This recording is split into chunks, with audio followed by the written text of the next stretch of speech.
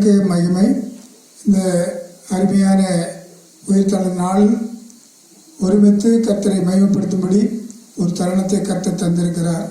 கடந்த வாரம் முழுவதும் கண்ணின் கண்மணி போல காத்தார். இந்த வேளையிலேயும் ஆராதனைக்கு ஆரம்பமாக ஜெபிப்போம். எங்களை அருமையாக நேசித்து வழிநடத்துகிற பரிசுத்தமுள்ள நல்ல பிதாவே, கர்த்தாவே, இந்த அருமையான காலை நேரத்துக்காக நன்றி செலுத்துகிறோம். உயிர்த்தெழுந்த நாளில் உம்முடைய கிருபையினால் நாங்கள் ஒருமித்து உம்முடைய முகத்தை நோக்கி பார்க்கின்றோம். உலகம் முழுவதும் கண்ணீரில் மிதந்து கொண்டிருக்கிற நேரம், வேதனையிலேயும் ஆண்டவரே கஷ்டத்திலேயும் கண்ணீரிலேயும் ஆண்டு தொடர்ந்து கொண்டிருக்கிற நேரம், எங்கே போவோம் என்ன செய்வோம் என்று தெரியாமல் பதறிப்போயிருக்கிற நேரத்தில் எங்களுக்கு இவ்வளவு சமாதானத்தை தந்து நடத்துகிற தயவுக்கு நன்றி. இன்றைக்கும் சற்று நேரம் உம்முடைய பாதத்திலிருந்து ஆராதிக்கிற நேரம் முழுவதும் உம்முடைய கிருபை கூட இருக்கட்டும். பாடல், ஜபம், வசனம் எல்லாவற்றையும் எங்களுக்கு ஆசீர்வதித்து தாரும். இயேசுவின் நாமத்தில் ஜெபிக்கிறோம் பிதாவே, ஆமென். ஆராதனைக்கு ஆரம்பமாக 2 பாடலை பாடுவோம்.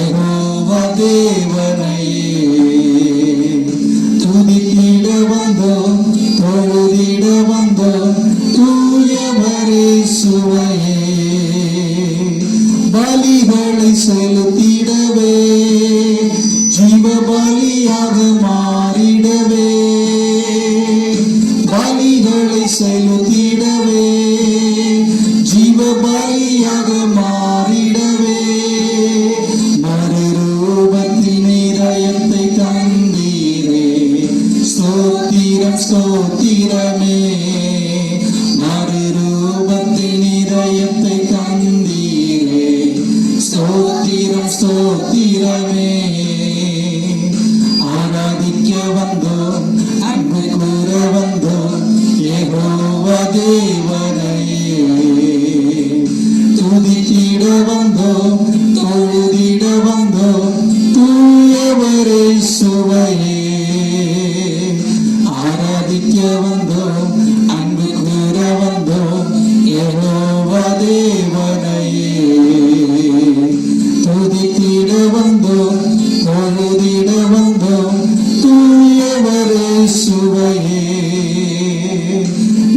நன்மை செய்தவர்க்கே நாங்கள் நன்றி செலுத்துவோமே. நன்மை செய்தவர்க்கே நாங்கள் நன்றி செலுத்துவோமே. என் காணிக்கையை உம் கரங்களிலே உற்சாகமாய் விதைக்கின்றோமே. என் காணிக்கையை உற்சாகமாய் விதைக்கின்றோமே.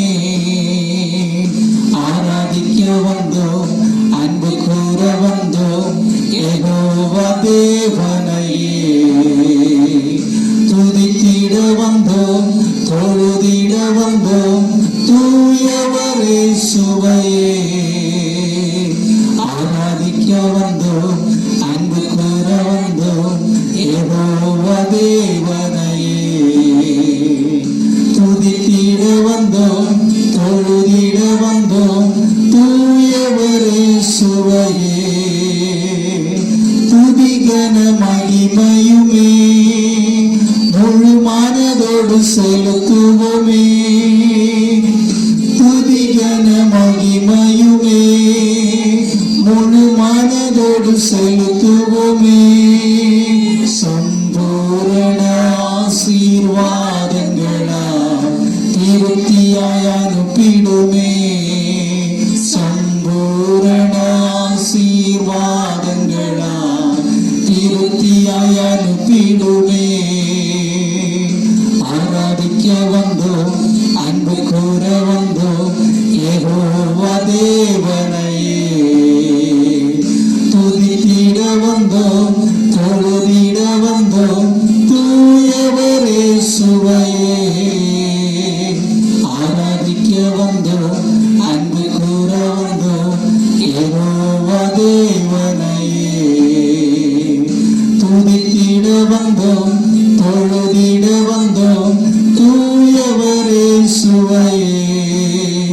அலங்கார வாசலாலே பிரவேசிக்க வந்து நிற்கிறோம். தெய்வ வீட்டின் நன்மையாலே நிரம்பிட வந்து நிற்கிறோம். அலங்கார வாசலாலே பிரவேசிக்க வந்து நிற்கிறோம். தெய்வ வீட்டின் நன்மையாலே நிரம்பிட வந்து நிற்கிறோம். ஆராதிக்க வந்தோம், அன்பு கூற வந்தோம், யெகோவா தேவனையே. துதித்திட வந்தோம், தொழுதிட வந்தோம், தூயவரே சுவையே. ஆராதிக்க வந்தோம், அன்பு கூற வந்தோம், யெகோவா தேவனையே. துதித்திட வந்தோம், தொழுதிட வந்தோம், தூயவரே சுவையே. நாம் கர்த்தரை துதித்து மகிமைப்படுத்துவோமா? ஹல்லேலூயா, ஹல்லேலூயா. கடந்த நாட்கள் முழுவதும் கர்த்தர் நம்மை பாதுகாத்திருக்கிறார். கடந்த ஒரு வார காலம் முழுவதும் கர்த்தர் நம்மை கண்ணின் மணி போல பாதுகாத்து இந்த நாளிலேயும் கர்த்தருடைய பாதத்திலே நாம் பார்க்கும்படியாக, கர்த்தரை ஆராதிக்கும்படியாக கர்த்தர் கிருபை தந்திருக்கிறார். கர்த்தருக்கு நன்றியுள்ள இதயத்தோடு கூட கர்த்தரை நன்றியோடு துதிப்போம். ஹல்லேலூயா. சர்வ வல்லமையுள்ள ஒரே நன்றியோடு துதிக்கிறோம். ஹல்லேலூயா, ஹல்லேலூயா. இந்த நாளிலேயும் எங்களுக்காக பரிந்து பேசுகிற தேவனாக இருக்கிறபடியினால் நம்ம நன்றியோடு துதிக்கிறோம். சர்வ வல்லமையுள்ள ஒரே நமக்கு நன்றி செலுத்துகிறோம். ஆண்டவரே, நன்றியோடு துதிக்கிறோம், நன்றியோடு துதிக்கிறோம். எந்த சூழ்நிலைகளிலும் கர்த்தர் நமக்கு உதவி செய்வதற்கு கர்த்தர் போதுமானவர். கர்த்தர் அவர் சர்வ வல்லமை உள்ள தேவன், இயற்கைக்கு அப்பாற்பட்ட தேவன். ஹல்லேலூயா, ஹல்லேலூயா. சர்வ வல்லமையுள்ள ஒரே நன்றியோடு துதிக்கிறோம். ஆண்டவரே, நன்றியோடு துதிக்கிறோம், நன்றியோடு துதிக்கிறோம். எல்ரோயி நன்றியோடு துதிக்கிறோம். ஆண்டவரே, எல் ஷடாய் நன்றியோடு துதிக்கிறோம். ஹல்லேலூயா. எல்லாவற்றுக்கும் போதுமானவராக எங்களோடு கூட இருந்து வழி நடத்துகிறவரே நன்றியோடு துதிக்கிறோம். அப்பா, நன்றியோடு துதிக்கிறோம். ஹல்லேலூயா, ஹல்லேலூயா, ஹல்லேலூயா. பொருளாதார தேவைகளில் சிக்கி தவிக்கிற தம்முடைய ஜனத்துக்கு கர்த்தர் மனம் இறங்குவீராக, கர்த்தர் மனம் இறங்குவீராக. கர்த்தருடைய கரம் நீட்டப்படுவதாக. தம்முடைய பிள்ளைகளை கர்த்தர் ஆதரிக்கிற தேவன் என்பதை நாங்கள் அறிந்திருக்கிறோம். ஆண்டவரே, இந்த நாளிலேயும் கர்த்தர் அப்படிப்பட்ட ஜனத்தை கண்ணோக்கி பார்ப்பீராக. கர்த்தர் ஹல்லேலூயா அவர்கள் இருக்கிற ஸ்தானத்தில் ஹல்லேலூயா கடந்து சென்று கர்த்தர் தேவைகளை சந்தித்து வழி நடத்த முடியாது ஜெபிக்கிறோம். ஆண்டவரே, ஹல்லேலூயா, ஹல்லேலூயா. தேசத்தில் பரவி வருகிற இந்த கொள்ளை நோய்க்காக உம்முடைய சமூகத்தில் வருகிறோம் ஆண்டவரே. ஹalleluya. எப்பேற்பட்ட ஹalleluya கொள்ளை நோய்களையும் மாற்றுவதற்கு நீர் போதுமானவர். இந்த வாதைகளையும் மாற்றுவதற்கு கர்த்தர் வல்லமையுள்ள தேவன் என்பதை நாங்கள் அறிகிறோம் ஆண்டவரே. இந்த நாட்களிலேயும் தேசத்தில் நிலவி வருகிற இந்த அசாதாரண சூழ்நிலைகளை கர்த்தர் மாற்றுவீராக. உம்முடைய கரம் நீட்டப்படுவதாக, உம்முடைய கரம் நீட்டப்படுவதாக. ஹalleluya. சர்வவல்லமையுள்ளவரே, நன்றியோடு துதிக்கிறோம் ஆண்டவரே. ஹalleluya. நீர் சொல்ல ஆகும், நீர் கட்டளையிட நிற்கும் ஆண்டவரே. நாங்கள் அதை விசுவாசிக்கிறோம். உம்மை நம்பின யாரையும் நீர் கைவிடுகிற தேவன் அல்ல ஆண்டவரே. உம்மை நம்பின ஒருவரையும் நீர் கைவிடுகிற தேவன் அல்ல ஆண்டவரே. நம்பி வந்த ஜனத்தை ஹalleluya நீர் கடைசி மட்டும் வழி நடத்த போதுமான தேவன், அழைத்தவர் உண்மை உள்ளவர் என்பதை நாங்கள் அறிந்து உம்முடைய சமூகத்தில் கடந்து வருகிறோம் ஆண்டவரே. அப்பா, இந்த நேரத்திலே உம்மை நம்பி வந்திருக்கிறோம் ஆண்டவரே. உம்மை நம்பி வந்திருக்கிறோம் ஆண்டவரே. ஹalleluya. ஹalleluya. சூழ்நிலைகள் எப்படியாக இருந்தாலும் நாங்கள் உம்மை நம்பி இருக்கிறோம் ஆண்டவரே. நீர் சகலவற்றையும் நன்மையாக செய்து முடிக்கிற தேவன் என்பதை நாங்கள் அறிந்திருக்கிறோம். ஹalleluya. என்ன வந்தாலும் உம்மை நாங்கள் நம்புவோம் ஆண்டவரே. என்ன வந்தாலும் உம்மை நாங்கள் நம்புவோம். சேர்ந்து பாடுவோமா? என்ன வந்தாலும் நம்புவேன் என் தேச மீட்பரை. யார் கைவிட்டாலும் பின் செல்வேன் எனது இயேசுவை. என்ன வந்தாலும் நம்புவேன் என் நேசரேசுவை. யார் கைவிட்டாலும் பின் செல்வேன் எனது இயேசுவை. அகல ஆழ உயரமா எவ்வளவு அன்பு கூர்ந்தார். என்ன துன்பங்கள் வந்தாலும் அவர் என்னை கைவிட மாட்டார். காக்கும் வல்ல மீட்பர் உண்டெனக்கு, உண்டெனக்கு, உண்டெனக்கு. காக்கும் வல்ல மீட்பர் உண்டெனக்கு. காத்திடுவார் என்றுமே, காத்திடுவார் என்றுமே.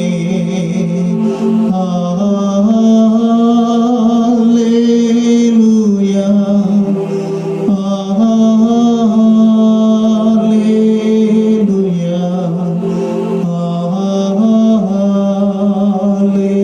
ஹalleluya. ஹalleluya. ஹalleluya.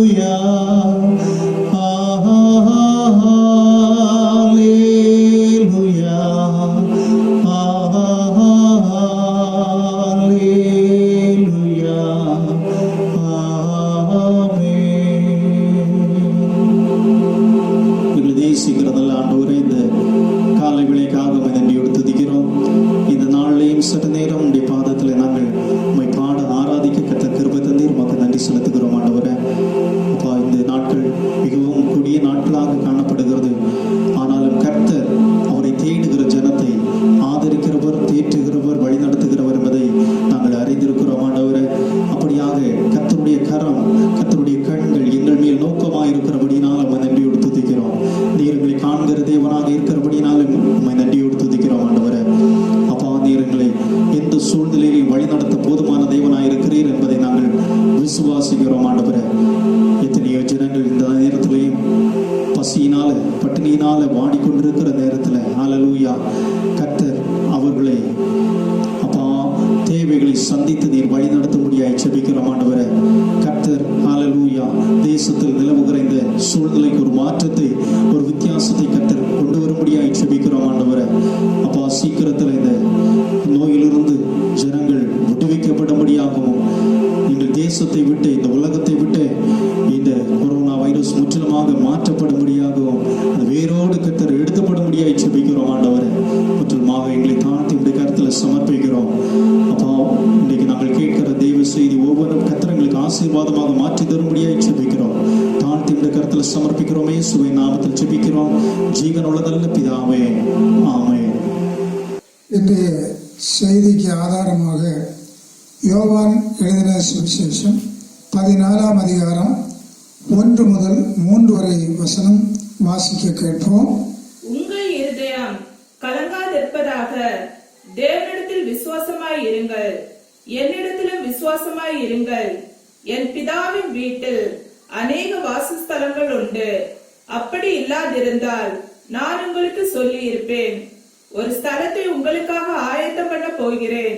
நான் போய் உங்களுக்காக ஸ்தலத்தை ஆயத்தம் பண்ணின பின்பு நான் இருக்கிற இடத்திலே நீங்களே இருக்கும்படி நான் மறுபடியும் வந்து உங்களை என்னிடத்தில் சேர்த்துக் கொள்ளுவேன். அருமையான இந்த ஒரு ஆறுதலான வார்த்தை. குறிப்பாக முதல் பகுதியிலே படிக்கும்போது உங்கள் இருதயம் கலங்காமல் இருப்பதாக என்று எழுதப்பட்டிருக்கின்றது. மனித வாழ்க்கை முழுவதுமே பல வேளையிலேயும் கலங்கி போகிற நிலைமை.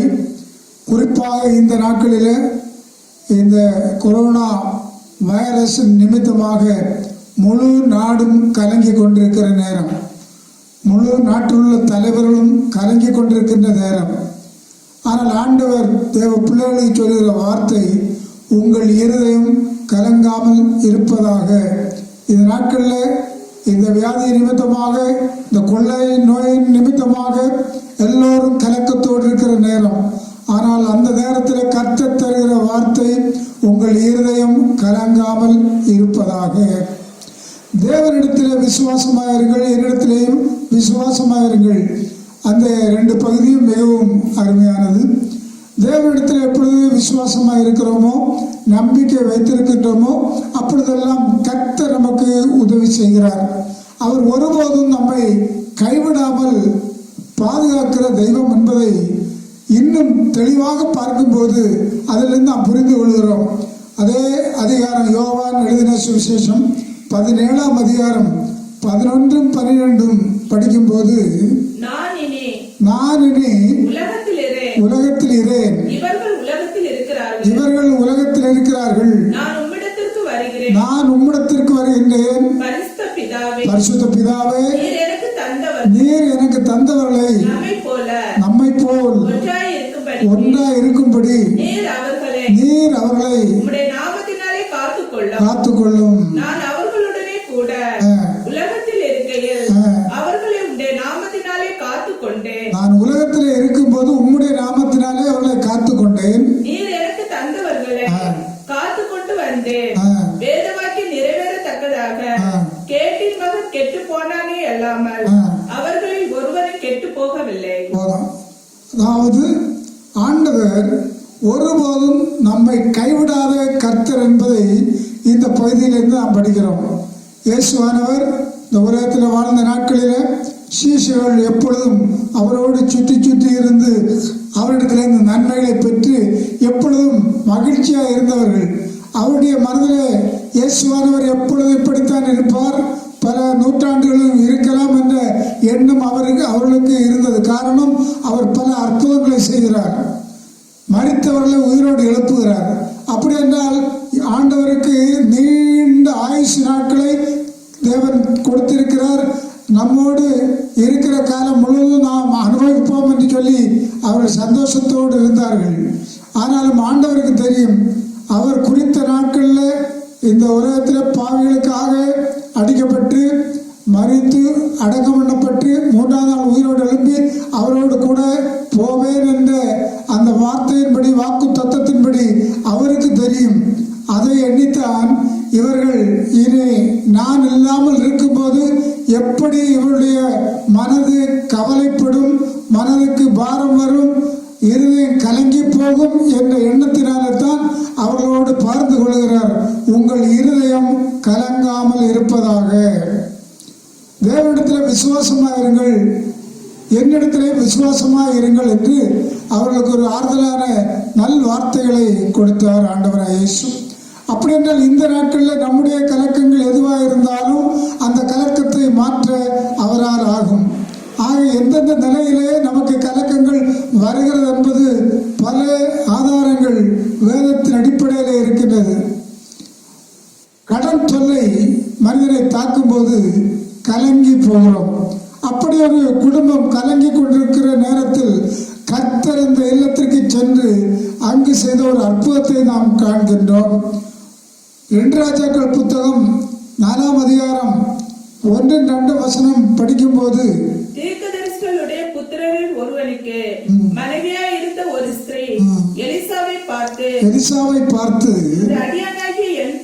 உமது அடியானாகிய என் புருஷன் இறந்து போனான்.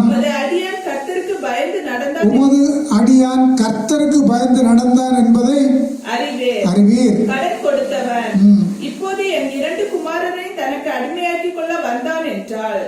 பாருங்க, இதே போல மனக்கலக்கம் வருவதற்கு வேற என்ன வேண்டும்?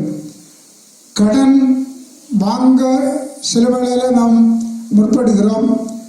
கடன் வாங்கித்தான் ஆக வேண்டும் என்ற சூழ்நிலைகள் பல வேளையில வருகிறது. அப்படியே இந்த தேவ மனிதனும் கடன் வாங்கக்கூடிய ஒரு சூழ்நிலை இருந்தது.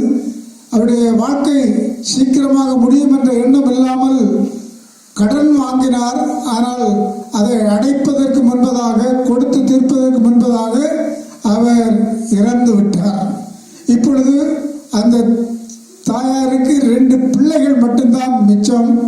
அப்படி இருக்கும்போது கடன் கொடுத்தவன் கடனை கேட்கிறான். கடன் உனக்கு தர முடியவில்லை என்றால் 2 பிள்ளைகளையும் எனக்கு அடிமையாக விட்டுவிடு என்று சொல்லி வேதனைப்படுத்துகிறான். இந்த 2 பிள்ளைகளும் அவளுக்கு ஆதரவாக இருக்கிற பிள்ளைகள். எதிர்காலம் அந்த பிள்ளைகள் என்னை பார்த்து கொள்ளுவார்கள் என்று இருக்கும்போது கடன் கொடுத்தவன் வந்து கேட்கின்றான், நீ 2 பிள்ளைகளையும் அடிமைகளாக விட்டுவிடு என்று சொல்லி.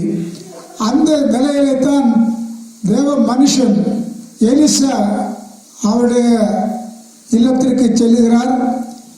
அப்பொழுது என்ன நடக்கிறது என்றால், தேவ மனுஷன் உன்னிடத்தில் என்ன இருக்கிறது என்று கேட்கிறார். அதற்கு முன்பதாக அந்த அம்மா சொல்லுகிற வார்த்தை, குடும்ப தலைவி சொல்லுகிற வார்த்தை, உமது அடியான் தேவனுக்கு பயந்து நடந்தான் என்பதை நீர் அறிவீர். அதுதான் முக்கியமான பகுதி. ஒரு குடும்பத்தின் தலைவர் கர்த்தருக்கு பயந்து இருந்தால் அவருடைய வாழ்க்கையில என்ன விதமான ஒரு கஷ்டங்கள் வந்தாலும், என்ன கலக்கங்கள் வந்தாலும், இதயம் உடைந்து போயிருந்தாலும் ஏற்ற வேளையில கர்த்தர் உதவி செய்வார். அதே போல இந்த இல்லத்திலேயும் எலிசா தீர்க்கதரிசி வந்து உங்களிடத்துல என்ன இருக்கிறதுன்னு கேட்டார். சொன்னாங்க, கொஞ்சம் எண்ணெய் இருக்குது, பரவாயில்லை, நீங்க அருகாமையில் உள்ள வீடுகளில் இருந்து வெறும் பாத்திரங்களை வாங்குங்கள், வாங்கி கொண்டு வாருங்கள். வாங்க போனார்கள். எல்லாவற்றையும் வாங்கி கொண்டு வந்தார்கள். வாங்கி கொண்டு வந்து அங்கே அறையில் ரூமை பூட்டி பிள்ளைகள் 2 பேரும் எல்லாரும் சேர்ந்து அதை ஊற்றுங்கள். பரிசுத்தாவின் நிறைவு வரும்போது எல்லா குறைவு நிறைவாகிறது என்பதை அந்த பகுதியில் அறிகிறோம். எண்ணெய் ஊற்றி ஊற்றி ஊற்றி கொண்டே இருந்தார்கள். அந்த பாத்திரங்கள் அத்தனையும் நிரம்பிக் கொண்டே இருந்தது. இதில் இன்னொரு பகுதி அதில் படித்துக்கொள்ள நமக்கொன்று இருக்கிறது. எப்படி என்றால், இந்த தேவ மன்னன் சொன்ன வார்த்தை, அருகாமையில் உள்ள வீடுகளில் உள்ள வெறும் பாத்திரங்களை வாங்கி கொண்டு வாருங்கள் என்று. ஒருவேளை அந்த வீட்டு பக்கத்தில் உள்ளவர்களிடத்தில் அவர்கள் சண்டை போட்டு அவர்களுக்கு தூரமாக இருந்திருப்பார்கள் என்றால் வாங்க போக முடியாது. இப்பொழுது எல்லா வீட்டிலேயும் அவன் வாங்கினான் என்றால் எல்லா வீட்டாரோடும் அன்போடு ஐக்கியத்தோடு இருந்த ஒரு குடும்பம் என்பதை அதில் நாம் படிக்கிறோம். ஆக அந்த எண்ணெயை ஊற்றின போது முழுவதுமாக அந்த பாத்திரங்கள் நிறைந்தது. தேவ மனுஷன் சொன்ன, இனி என்ன இருக்கிறது, எல்லாம் நிரம்பி விட்டது என்று சொன்னார்கள். பரவாயில்லை, உடனடியாக எண்ணெய் தீர்ந்தது. உடனடியாக அவரிடத்தில் சொன்ன வார்த்தை, இதை விற்று கடனை அடைத்து மீதி உள்ளதை உங்களுடைய ஜீவனத்துக்கு எடுத்துக் கொள்ளுங்கள் என்று சொன்னார். அப்படியே அவர்கள் செய்து அவருடைய மனக்கலக்கத்தை மாற்றினார். உங்கள் இருதயம் கலங்காமல் இருப்பதாக என்று சொன்ன கர்த்தர் அந்த மனக்கலக்கத்தை, அவருடைய கலக்கத்தை மாற்றி சந்தோஷத்தை கொடுத்த தேவன் இன்றைக்கும் நம்முடைய வாழ்க்கையில, பலருடைய வாழ்க்கையிலையும் கடன் தொல்லையினால வேதனையில் இருக்கிற மக்கள் உண்டு. லோன் எடுக்கும்போது சந்தோஷத்தோடு பலரும் எடுக்கிறது உண்டு. ஆனால் பல நேரத்திலேயும் எதிர்பார்ப்புகள் அந்த நஷ்டப்பட்டு அடைக்க முடியாத சூழ்நிலை வரும்போது, அவர்கள் ஜெபத்தை செய்ய வரும்போது மனதிலே மிகப்பெரிய கலக்கங்கள் வருகிறது உண்டு. ஆனால் தேவ பிள்ளைகளுக்கு ஏற்ற வேளையில கர்த்தர் உதவி செய்கிறார். குறிப்பாக அந்த குடும்ப தலைவி சொன்ன வார்த்தை, உமதடியான் கர்த்தருக்கு பயந்து நடந்தான் என்று. 128ஆம் சங்கீதத்தில் அந்த முதல் வசனம், கர்த்தருக்கு பயந்து அவர் வழியில் நடக்கிற மனுஷன் பாக்கியவான். அவருக்கு மீதி உள்ள வசனங்கள் ஆசீர்வாதமாக சொல்லப்படுகிறதை அறிகிறோம். ஆக ஒரு குடும்பத்தின் தலைவர், குடும்பத்தில் கடன் பிரச்சனையா எந்த பிரச்சனை இருந்தாலும் குடும்ப தலைவர் முதலாவது கர்த்தருக்கு பயந்த ஒரு மனிதனாக இருந்தால், ஆண்டவருக்கு ஆராதனை செய்து குடும்பத்தோடு கர்த்தரை ஆராதிக்கிற ஒரு குடும்பமாக இருந்தால், அவருடைய வாழ்க்கையில கடன் தொல்லை வந்தாலும் எந்த நிலை வந்தாலும் அதில் கர்த்தர் உதவி செய்வார், செய்திருக்கிறார். பல குடும்பங்கள் நம்முடைய பிளாங்கால ஏஜி சபையில பல குடும்பங்கள் முன்னாலே கடந்த காலங்களை எண்ணும் போது பலருடைய வாழ்க்கையில் இப்படிப்பட்ட சூழ்நிலை இருந்தது. ஆனால் கர்த்தர் ஒரு புது வழியை திறந்து அவருடைய கடன் பாரங்களை மாற்றி மறுபடியும் வாழ்க்கையில மிகவும் ஆசீர்வாதத்தை பெற்றதை நாங்கள் அறிந்திருக்கிறோம், அனுபவித்திருக்கிறோம். ஆகவே தேவனுக்கு பயந்து இருக்கிற ஒரு மனிதனுடைய வாழ்க்கையில அந்த குடும்ப தலைவர் கர்த்தரோடு உள்ள ஒரு ஐக்கியத்தில் இருந்தால் நோவாவை போல இருக்க வேண்டும். நோவா, மனைவி, பிள்ளைகள், மருமக்கள் எல்லாரும் கர்த்தருக்கு பயந்து இருந்த குடும்பம். அதனால அவர்களை கர்த்தர் இந்த அழிவு வந்த நாட்களில காப்பாற்றினதை நாம் அறிகிறோம். ஆக தேவை குடும்ப தலைவர் கர்த்தருக்கு பயந்து கர்த்தரை ஆராதிக்கக்கூடியவராக இருக்க வேண்டும். நானும் என் வீட்டார் போவென்றால் கர்த்தரையே சேவிப்போம் என்ற அந்த உறுதியோடு இருந்தால் வாழ்க்கையில எந்த கலக்கங்கள் வந்தாலும் கர்த்தர் அதற்கு ஒரு புது வழியை திறந்து கலக்கத்தை மாற்றுகிறவர். அப்படியாகத்தான் உங்கள் இருதயம் கலங்காமல் இருப்பதாக என்று சொல்லுகிற கர்த்தர் நம்முடைய வாழ்க்கையிலே அதை இந்த நாட்களில் செய்வார். இரண்டாவதாக, தீராத வியாதிகள் வரும்போது எல்லோருக்கும் கலக்கம், கஷ்டம், கண்ணீர். இந்த வேளையிலேயும் லூக்கா சுவிசேஷத்தில் ஒரு பகுதியை, லூக்கா சுவிசேஷம் 5ஆம் அதிகாரம் 18, 19, 20 படிக்கும்போது, அப்பொழுது சில மனிதர் திமிர்வாதக்காரனை ஒருவனை படுக்கையோடு எடுத்துக்கொண்டு வந்து அவனை உள்ளே கொண்டு போனார்கள். அவர் முன்பாக வைக்கவும் வகை தேடினார்கள். ஜனக்கூட்டம் மிகுதியா இருந்தபடியினால் அவரை உள்ளே கொண்டு போவதற்கு வகை காணாதபடி வீட்டின் மேல் ஏறி தட்டோடுகள் வழியாய் ஜனங்களின் மத்தியில் இயேசுவுக்கு முன்பாக அவனை படுக்கையோடு இறக்கினார்கள். அவருடைய விசுவாசத்தை அவர் கண்டு திமிர்வாதக்காரனை நோக்கி, மனுஷனே, உன் பாவங்கள் உனக்கு மன்னிக்கப்பட்டது என்றார். உடனடியாக அவன் சுகம் பெற்றான் என்று சொல்லி பார்க்கிறோம். இதுல தீராத வியாதி என்று சொன்னால் இந்த வியாதி யாராலும் சுகப்படுத்த முடியாத திமிர்வாதம். இதற்கு என்ன வழி? இயேசுவானவர் வந்து இப்படி பல வியாதிஸ்தர்களை சுகமாக்குகிறார் என்று மக்கள் கேள்விப்பட்டிருந்தார்கள். அந்த நிலையில இயேசு கூடியிருந்த இடத்துல இயேசுவோடு சுற்றும் அநேக மக்கள் கூடியிருந்ததினால அவனை கொண்டு போக முடியாமல் இருந்தது. பாருங்க, இயேசுவானவர் சொல்லுகிற வார்த்தை, அவருடைய விசுவாசம். அந்த யாருக்கு என்றால் இவனை தூக்கி கொண்டு போனவர்களுக்கு தான் ரொம்ப விசுவாசம். அந்த வியாதிஸ்தனை விட இந்த கட்டில தூக்கி கொண்டு போனார்களே அவர்களுக்கு விசுவாசம். எப்படி ஆகிலும் இவனை இயேசுவிடத்திலே கொண்டு போனால் இவனுக்கு இந்த வியாதி சுகமாகும் என்ற நிலை. இவன் எத்தனை காலங்களாக கலங்கி கொண்டிருக்கிறான், இவருடைய இருதயம் எத்தனை வருஷமாக கலங்கி கொண்டிருக்கிறது, இவனுக்கு நாம் ஒரு உதவி செய்ய வேண்டுமே என்று இருந்த அந்த உறவினர்கள் எப்படி ஆகிலும் மேல்கூரை பொழித்து அதோடு இறக்கி இயேசுடைய பக்கத்தில் கொண்டு போய் இருக்கிறார்கள். இயேசு சொன்னது, நீ சுகமாக, அப்படி இல்லை, உன் பாவங்கள் உனக்கு மன்னிக்கப்பட்டது. பல வேளையிலேயும் மனுக்குலத்திற்கு வியாதி வருகிறது. எப்படி என்றால் அவருடைய பாவத்து நிமித்தமாக வருகிறது. சில வேளையில தேவனுடைய நாமம் மகிமைப்படும்படி வருகிறது. ஆக இந்த நபருக்கு பாவத்து நிமித்தமாக வந்த நோய் என்று இந்த பகுதியில் படிக்கிறோம். உன் பாவங்கள் உனக்கு மன்னிக்கப்பட்டது. அப்பொழுது ஆண்டவர் சொன்ன வார்த்தையின்படி உடனடியாக அவனுடைய வாழ்க்கையில பாவமும் மன்னிக்கப்பட்டது, வியாதியும் சுகமாக்கப்பட்டது. ஆக ஒரு மனிதனுடைய வாழ்க்கையில என்னிடத்துல விசுவாசமா இருங்கள், தேவனிடத்துல விசுவாசமா இருங்கள் என்று சொன்ன இயேசு இப்பொழுது பாருங்க, இவனுடைய விசுவாசம் அந்த இவனை தூக்கி கொண்டு வந்த இவனுக்கு உதவி செய்த அந்த மக்களுக்கு தான் ரொம்ப விசுவாசம். இவனை எப்படியாவது கொண்டு போனால் சுகமாகும், இவனுடைய மனக்கலக்கம் தீரும், எத்தனை ஆண்டுகளாக இந்த வியாதியில இருக்கிறான் என்று அவர்கள் அறிந்து தூக்கி கொண்டு போன அவர்களிடத்தில் அவருடைய விசுவாசத்தை ஆண்டவர் கண்டு கொண்டார்.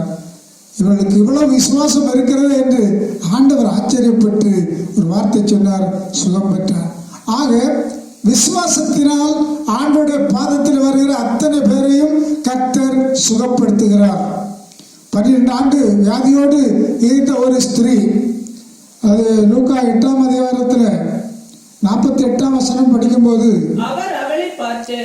அவர் அவளை பார்த்து மகளே திடன்கொள், உன் விசுவாசம் உன்னை ரட்சித்தது. பாருங்க, 12 ஆண்டு வியாதியோடு அலைகிற ஒரு நபருக்கு மனதில் எவ்வளவு வருத்தம், எவ்வளவு கவலை, எவ்வளவு வேதனை இருக்கும். உங்கள் இருதயம் கலங்காமல் இருப்பதாக என்று சொன்ன கர்த்தர், தேவனிடத்தில் விசுவாசமா இருங்கள், என்னிடத்திலே விசுவாசமா இருங்கள்.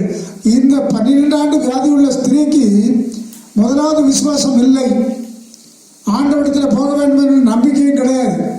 ஆனால் இவள் கொஞ்சம் ஐஸ்வர்யம் உள்ள ஆஸ்தி உடையவள் என்று சொல்லி பார்க்கிறோம். காரணம், அவருடைய ஆஸ்தியின் பெருமையினால எனக்கு ஆஸ்தி இருக்கிறது, விற்று வைத்தியர்களுக்கு கொடுத்தால் என்னுடைய வியாதி சுகமாகும் என்று அவள் எண்ணியிருந்தாள்.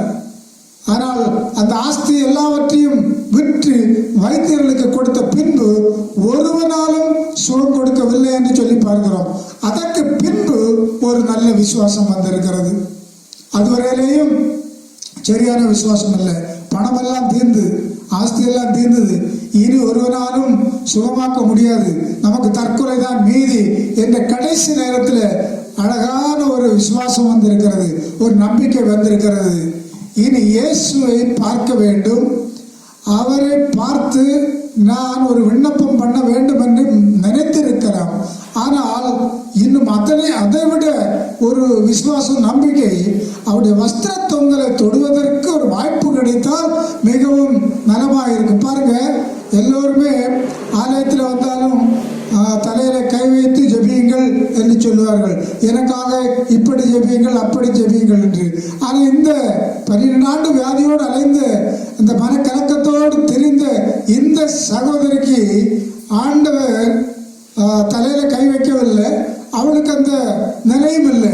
அவளுடைய மனதில் அவளுடைய வஸ்திர தொங்கலை தொட்டாலே நான் சுகமாவேன் என்ற நம்பிக்கை அவளுக்கு பிறகு வந்தது. அதன் அடிப்படையில் தான் எப்படியோ அந்த கூட்டத்தை பார்த்து ஒதுங்கி வெட்கப்பட்டு இந்த சகோதரர்களை எல்லாம் எப்படி நான் ஒதுக்கிவிட்டு முன்னாலே செல்வேன் என்ற அந்த கேவலம் எல்லாம் மாறி ஒரே விசுவாசம், ஒரே நம்பிக்கை, வஸ்திர தொங்கலை தொடுவதற்கு ஒரு வாய்ப்பை நான் பெற்றால் போதும் என்ற ஒரு நம்பிக்கை இருந்தது. அதன் அடிப்படையில் எப்படியோ தள்ளி மக்களை எல்லாம் விலக்கி கொண்டு போய் வஸ்திர தொங்கல் எப்படி கிடைத்தது. தொட்ட உடனடியாக அற்புத விடுதலை. அது எப்படி கிடைத்ததுன்னா அவளுடைய விசுவாசத்தின் அடிப்படையில். ஆண்டவர் சொல்லுகிற எப்பொழுதுமே விசுவாசத்தின் அடிப்படையில் தான் எல்லாவற்றையும் பெற்றுக்கொள்ள முடியும். விசுவாசம் இல்லாதபடி ஒன்றையும் பெற்றுக்கொள்ள முடியாது என்று சொல்லி பார்க்கிறோம். மலையை பார்த்து பெயர்ந்து போ என்று சொல்லி சரியானபடி ஜெபித்தால் போகும் என்று சொல்லி அந்த வார்த்தையின்படி சிலர் ஜெபிக்கிற நேரத்தில் மலையை பார்த்து ஜெபித்தால் போகும் என்று சொன்னாரே என்று சில காரியத்துக்காக ஜெபிக்கும் போது ஜெபித்து முடித்த பின்பு இது போகாதுன்னு எனக்கு தெரியுமே, இது நடக்காதுன்னு தெரியுமே, இதுதான் விசுவாசம். அந்த விசுவாசம் அல்ல, பூரண விசுவாசத்தோடு இந்த சகோதரிக்கு இருந்தது போல ஒரு விசுவாசத்திலே நாம் ஜெபித்தால் கர்த்தர் அந்த ஜெபத்தை கேட்கிறார். ஆகவே ஆண்டவர் சொன்ன வார்த்தை உங்கள் இருதயம் கலங்காமல் இருப்பதாக தேவனிடத்தில் விசுவாசமாயிருங்கள், என்னிடத்திலே விசுவாசமாயிருங்கள். அவரிடத்தில் விசுவாசமாக இருக்கிற மக்களை கர்த்தர் அவருடைய மனக்கலக்கத்தை எல்லாவற்றையும் மாற்றுவார். யோவான் சுவிசேஷம் 14ஆம் அதிகாரம் 3ஆம் வசனம் படிக்கும்போது, நான் போய் உங்களுக்காக ஸ்தலத்தை ஆயத்தப்படுத்தின பின்பு நான் இருக்கிற இடத்தில் நீங்களும் இருக்கும்படி நான் மறுபடியும் வந்து உங்களை என்னிடத்தில் சேர்த்துக் கொள்ளுவேன். இதுதான் எல்லாவற்றையும் முக்கியமான பகுதி. ஆண்டவர் உங்களுடைய இருதயம் கலங்காமல் இருப்பதாக என்று சொல்லி அப்படியே விட்டுவிடவில்லை. இந்த ஜனங்கள் இன்னும் பயந்து நடுங்கி விடுவார்கள், என்னுடைய அந்த மரணத்துக்கு பின்பு இவர்கள் கலங்கி போவார்கள் என்று சொல்லித்தான் இந்த வார்த்தையும் கூட சொல்லுகிறார். நான் மறுபடியும் வந்து உங்களை சேர்த்து கொள்ளுவேன். ஆண்டவருடைய வருகை அது சீக்கிரம் என்பதை அறிந்து கொள்ள வேண்டும். அதற்கு நாம் ஆயத்தமாக இருக்க வேண்டும். ஆண்டவருடைய வருகையின் அடையாளங்கள் தான் ஒன்று இந்த வைரஸ். இயேசுடைய வருகைக்கு முன்பதாக நடக்க வேண்டிய சம்பவங்கள், கொள்ளை நோய்கள், யுத்தங்கள், பூமியர்ச்சிகள், இதெல்லாம் கடைசி காலத்தில் உள்ள சம்பவங்கள் என்று வேதத்தில் நம்ம படிக்கிறோம். இப்படி வந்திருக்கிற இந்த வைரஸ், முன்னாலெல்லாம் இப்படிப்பட்ட வியாதிகள் வந்தால் ஒரு நாட்டில் கொஞ்சம் பகுதியில் வரும், அது அப்படியே தீர்ந்துவிடும். இந்த வைரஸ் முழு நாட்டையும் எல்லா நாட்டிலையும் பரவப்பட்டு எல்லா மக்களும் கலக்கத்தில் இருக்கிற நேரம் இது. ஆண்டுடைய வருகையினுடைய அடையாளம். அதற்கு ஆயத்தமாக இருக்க வேண்டும் என்பதுதான் இந்த அடையாளங்கள்.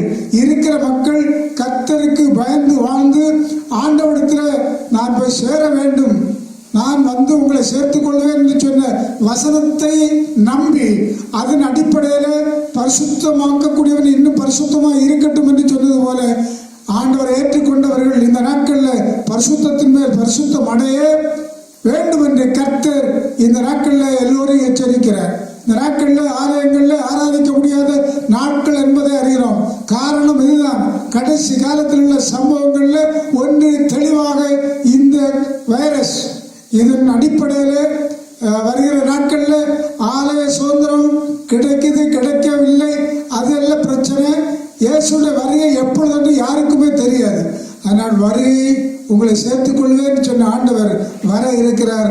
அவருக்காக காத்திருப்போம், அவருக்காக ஆயத்தமாக இருப்போம். கர்த்தர் நமக்கு உதவி செய்வாராக. இந்த காலை நேரத்தில் நாம் அனைவரும் ஒரு நிமிஷம் ஜெபிப்போம். ஜெபித்து நம்முடைய மனக்கலக்கம் வியாதியினாலே இருந்தாலும் சரி, கடன் தொல்லையினாலே இருந்தாலும் சரி, வேறு எந்த கலக்கமாக இருந்தாலும் சரி, குறிப்பாக இந்த நாட்களில் உள்ள இந்த வைரஸ் நிமித்தமாக எங்களுடைய பகுதியில் இப்படிப்பட்ட பிரச்சனை வந்து விடுமோ என்று கலக்கத்தோடு இருக்கிறவர்களுக்கு, கர்த்தருடைய பிள்ளைகளுக்கு கர்த்தர் துணையாக இருந்து பாதுகாப்பார். எல்லாரும் ஜெபிப்போம். Praise the Lord. பரிசுத்த பிதாவே, கர்த்தாவே, அருமையான உயிர்த்தெழுந்த நாள் உம்முடைய பாதத்திலே நாங்கள் சற்று நேரம் சில வசனங்களை தியானிக்க ஒரு தருணத்தை எங்களுடைய வாழ்க்கையில தந்தீர்.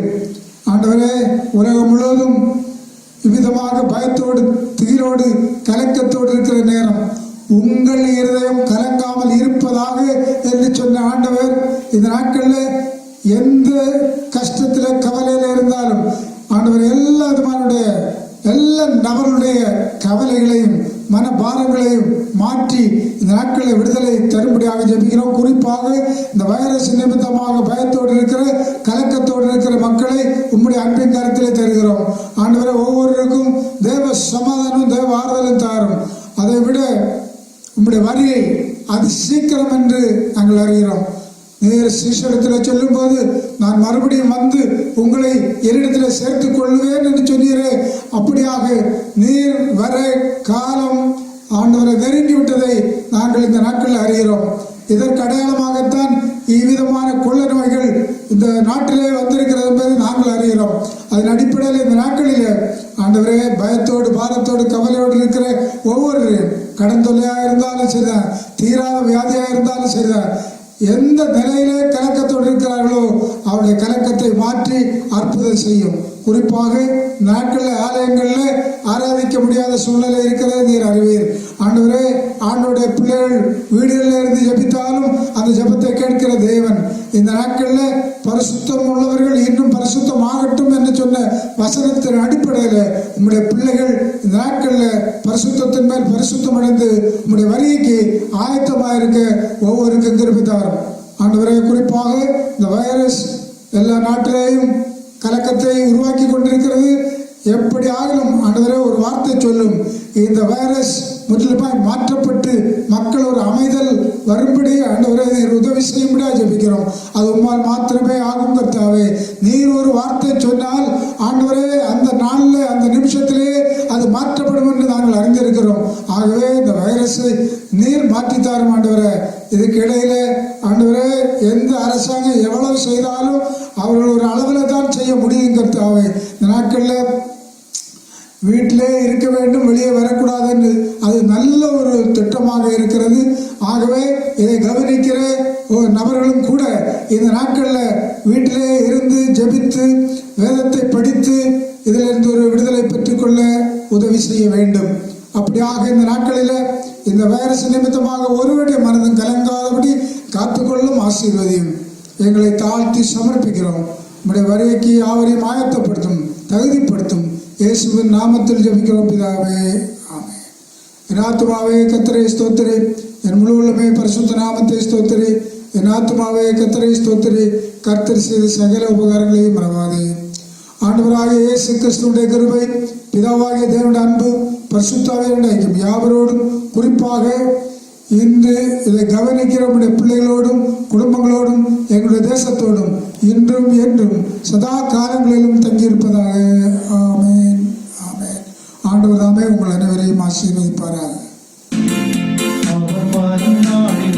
என்னை கரவாசைக்கு அன்பாய் கூப்பிட்டு சேர்த்துக் கொள்வார். அவர் வரும் நாளில் என்னை கரவாசைக்கு அன்பாய் கூப்பிட்டு சேர்த்துக் கொள்வார். அவர் சமூகமதில் அங்கே அவருடனே ஆடி பாடியே மகிழ்ந்திடுவே. அவர் சமூகமதில் அங்கே அவருடனே ஆடி பாடியே மகிழ்ந்திடுவே. ஆனந்தமே பரமானந்தமே, இது மாபெரும் பாக்கியமே. இந்த பாதலத்தின் சொந்தக்காரர் என்ற உள்ளத்தின் சொந்தமானார்.